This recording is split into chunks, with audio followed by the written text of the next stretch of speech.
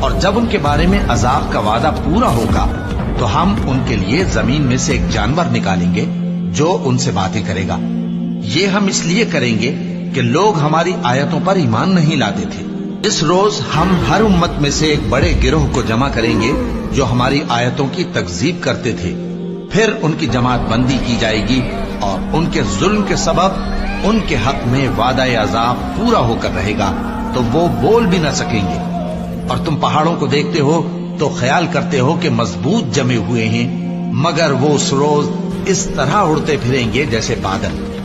یہ اللہ کی کاریگری ہے جس نے ہر چیز کو مضبوط بنایا، بے شک وہ تمہارے سب افعال سے باخبر ہے۔ جو شخص نیکی لے کر آئے گا تو اس کے لیے اس سے بہتر بدلہ تیار ہے، اور ایسے لوگ اس روز گھبراہٹ سے بے خوف ہوں گے، اور جو برائی لے کر آئے گا تو ایسے لوگ اوندھے منہ دوزخ میں ڈال دیے جائیں گے۔